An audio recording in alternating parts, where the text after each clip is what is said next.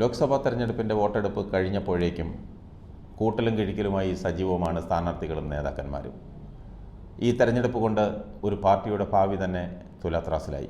കോട്ടയത്ത് ഇരു മുന്നണികളും വിജയത്തിൽ കുറഞ്ഞതൊന്നും പ്രതീക്ഷിക്കുന്നില്ലെങ്കിലും BDJS സ്ഥാനാർത്ഥി തുഷാർ വെള്ളാപ്പള്ളിയുടെ പ്രകടനം ആരുടെ വോട്ട് ബാങ്കിലാണ് ഇടിവുണ്ടാക്കിയതെന്ന ആശങ്ക LDF UDF നേതാക്കൾ പങ്കുവയ്ക്കുന്നു.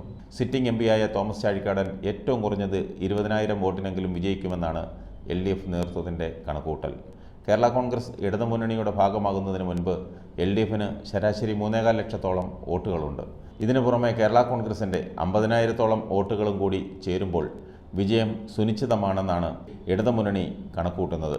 എന്നാൽ 60,000 വോട്ടിന് മുകളിൽ തങ്ങൾക്ക് ഭൂരിപക്ഷം ലഭിക്കുമെന്നാണ് UDFിൻ്റെ പ്രതീക്ഷ. കഴിഞ്ഞ നിയമസഭാ തെരഞ്ഞെടുപ്പിൽ കേരളമൊട്ടാകെ ഇടതു തരംഗം ഉണ്ടായപ്പോഴും കോട്ടയം പാർലമെൻറ്റ് ഉൾപ്പെടുന്ന 7 നിയമസഭാ മണ്ഡലങ്ങളിൽ ഈ മണ്ഡലങ്ങളിൽ നിന്നായി UDFന് 60,000-ന് മുകളിൽ ഭൂരിപക്ഷം ലഭിച്ചിരുന്നു. ഈ തെരഞ്ഞെടുപ്പിലും ആ ഭൂരിപക്ഷം ലഭിക്കുമെന്നാണ് UDFിൻ്റെ പ്രതീക്ഷ.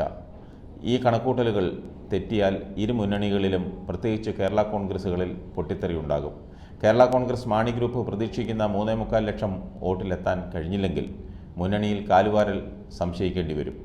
ഇത് മുന്നണി ബന്ധത്തിൽ വിള്ളലുണ്ടാക്കും. തോമസ് ചാഴിക്കാടൻ്റെ കലാശക്കൊട്ടിൽ മന്ത്രി VN വാസവൻ ഉൾപ്പെടെയുള്ള CPM നേതാക്കൾ പങ്കെടുത്തില്ലെന്ന ആരോപണം UDF ചർച്ചയാക്കിയ സാഹചര്യത്തിൽ ഇതും ഇടതുമുന്നണിയിൽ വിവാദത്തിന് തിരികൊളുത്തും. പ്രതീക്ഷിച്ച നേട്ടം കൈവരിക്കാനായില്ലെങ്കിൽ കേരള കോൺഗ്രസിന് LDFിലുള്ള സ്വാധീനത്തിൽ ഇടിവ് വരും. മറിച്ചാണെങ്കിൽ മധ്യകേരളത്തിൽ ഇടതുമുന്നണിയിൽ CPയേക്കാൾ വിലപേശൽ ശക്തിയായി കേരള കോൺഗ്രസ് മാണി ഗ്രൂപ്പ് മാറും. പ്രതീക്ഷിച്ച വോട്ട് കിട്ടിയില്ലെങ്കിലും UDFിലും ഇതുതന്നെയാകും സ്ഥിതി.